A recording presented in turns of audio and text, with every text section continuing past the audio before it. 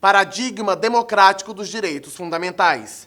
Mesmo com as duas dimensões de direitos fundamentais surgidas nos modelos anteriores de Estado, percebeu-se que não havia suficiente proteção do homem.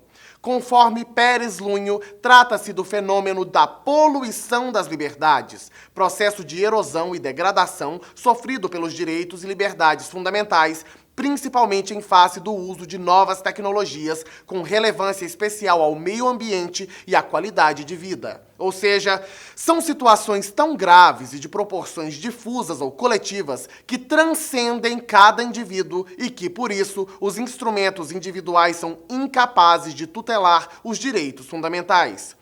Com efeito, os direitos fundamentais de terceira dimensão surgem para reforçar a proteção das dimensões anteriores, visto que sua proteção é feita de maneira coletiva.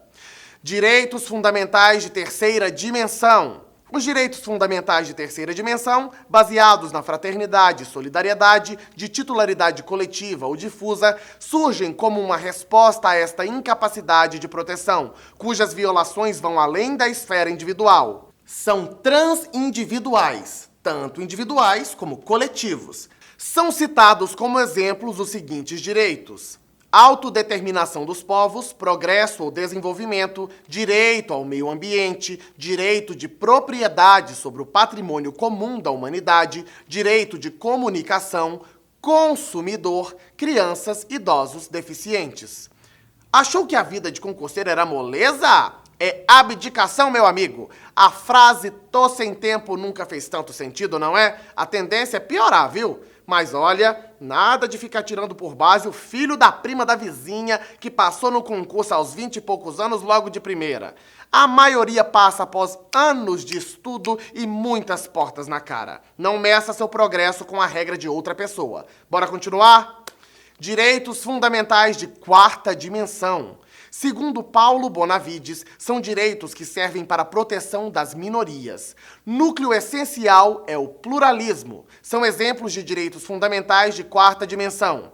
Direito à democracia. A verdadeira democracia envolve o sentido material substancial. O Estado democrático consagra a finalidade primordial de tutelar direitos fundamentais de todos, inclusive das minorias, inclusive contra as maiorias circunstanciais. Democracia representativa ou formal. Ademais, este conceito de democracia substancial exige sufrágio universal, além de mecanismos de participação popular. Exemplo: legislativo, audiências públicas sobre projetos de lei. Executivo, audiências públicas em licitações de grande vulto. Orçamento participativo, participação popular nas agências reguladoras. Judiciário, amicus curiae e audiências públicas no STF.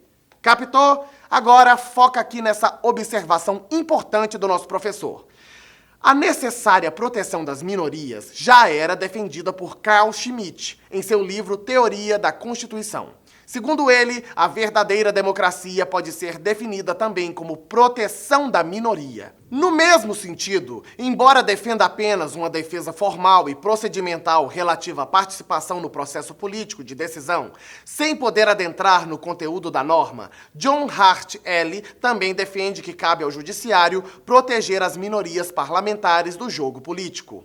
Esses dois autores, contudo, são reconhecidos por não admitirem a postura substancialista da jurisdição constitucional. De outro lado, para Kelsen, a jurisdição constitucional deve controlar não somente os vícios de forma, mas também os vícios de conteúdo contra a dominação por atropelos da maioria em proteção das minorias. Esse mesmo autor entende que a essência da democracia não está na onipotência da maioria, mas no compromisso constante entre os grupos representados no parlamento pela maioria e pela minoria. No Brasil, Luiz Roberto Barroso defende que a jurisdição constitucional deve assumir o desafio contramajoritário, não para um debate político amplo que depende essencialmente da luta e dos instrumentos democráticos, mas, sobretudo, para a implementação e concretização de direitos das minorias a partir de consensos mínimos essenciais para a dignidade das pessoas e para o funcionamento do regime democrático, além da garantia do próprio pluralismo político, que não podem ser afetadas pelas maiorias políticas ocasionais. Falamos do direito à democracia. Agora, vejamos outros exemplos.